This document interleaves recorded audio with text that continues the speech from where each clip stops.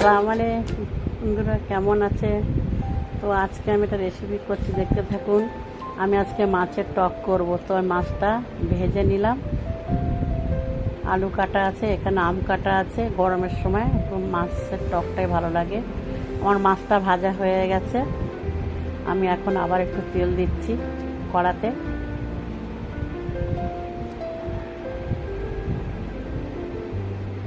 তেলটা গরম হয়ে গেল, মধ্যে কালো জিরে দিয়ে দিলাম ফোড়নে। কালো জিরেটা দিয়ে একটু একটু নেড়ে চেড়ে নিলাম। তো গরমের সময় পাতলা ঝোল আম দিয়ে মাছের টক। তো এখন আমি তেলের মধ্যে একটু হলুদ দিয়ে দিলাম।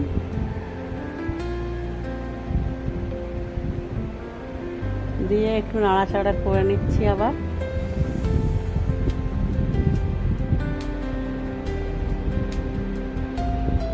তো আমার দেখুন, আমি এখন কাঁচা লঙ্কা আদা বাটাটা দিয়ে দেবো। কাঁচা লঙ্কা আদা বেটে রেখেছিলাম, আমি এখন দিয়ে দিলাম। দিয়ে ভালো করে মশলাটা কষিয়ে নেব।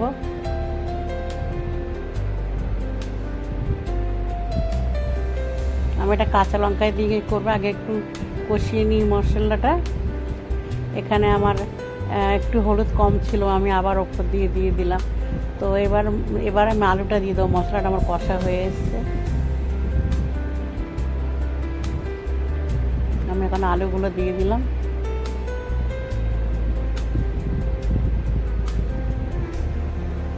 আলুগুলো দিয়ে ভালো করে নাড়াচাড়া করে নেব।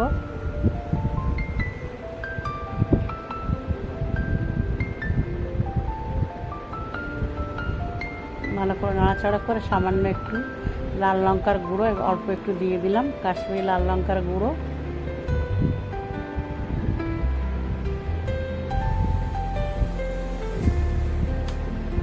দিয়ে বেশ করে নাড়াচাড়া করে নিচ্ছি। অল্প লবণ দিয়ে দিলাম স্বাদ মতো।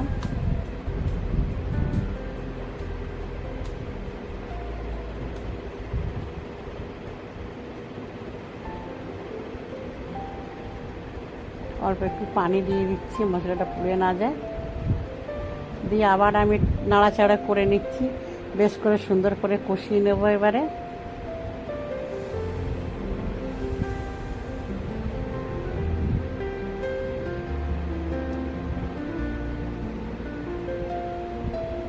তো আমি ঢাকা দিয়ে নিয়েছি, ঢাকা দিয়ে কষবো। আলুটা তাড়াতাড়ি হয়ে যাবে, সিদ্ধ হয়ে যাবে। তো দেখুন, আমার আলুটা সিদ্ধ হয়ে গেছে খুব সুন্দর করে। আলুটা সিদ্ধ হয়ে গেছে। আমি এখন বাকি আমটা এর মধ্যে দিয়ে দেবো। আর একটু ঢাকা দিয়ে নাড়াচাড়া করে তারপরে আমি আলুটা দিয়ে দেবো, আমটা দিয়ে দেবো। তো এবার আমার পুরো পরপর আলুটা সেদ্ধ হয়ে গেছে। দেখুন, মশলাটাও কষা হয়ে গেছে আর আলুটাও সিদ্ধ হয়ে গেছে। এখন আমি আমগুলো ধুয়ে রেখে পানিতে ডুবিয়ে রেখেছিলাম, এখন আমগুলো দিয়ে দেব।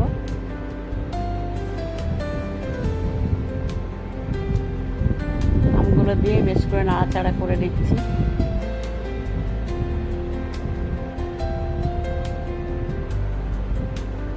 আমি এর মধ্যে বেশি কিচ্ছু মশলা দিইনি। কালো জিরে ফোড়ন দিলাম, আদা কাঁচা লঙ্কা বাটা দিয়ে দিলাম, আর সামান্য একটু কাশ্মীরি লঙ্কা দিয়েছি। এবার আমি একটু পানি দিলাম, দিয়ে আবার একটু কষিয়ে নেব।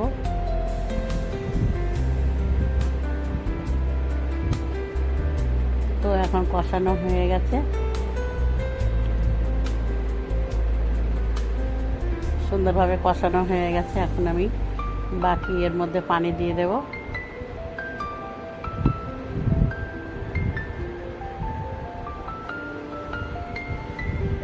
আন্দাজ মতন পানি দিয়ে দিলাম।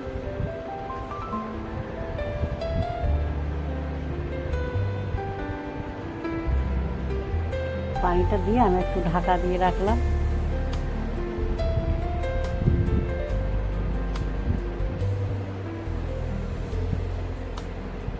তো পানিটা আমি ঝোলটা একটু গরম হয়ে যাবারতে আমি ঢাকা দিয়ে দিয়েছি। ঢাকা দিয়ে এখন ঝোলটা ফুটে গেলে বাকি আমি এরপরে মাছগুলো দিয়ে দেবো। তো দেখুন, আমার ঝোলটা ফুটে গেছে। আমার আলু সিদ্ধ হয়ে গেছে, আমু সিদ্ধ হয়ে এসছে। আমি এখন মাছগুলো দিয়ে দেবো এর মধ্যে। আমার এটা ছোট রুই মাছ ছিল, ছোট পোনা মাছ ছিল এটা, তো যার জন্য আমি এটা পাতলা ঝোল করছি। আম দিয়ে টক টক লাগবে গরমে, পাতলা ঝোল। তো আমি মাছগুলো দিয়ে দিলাম,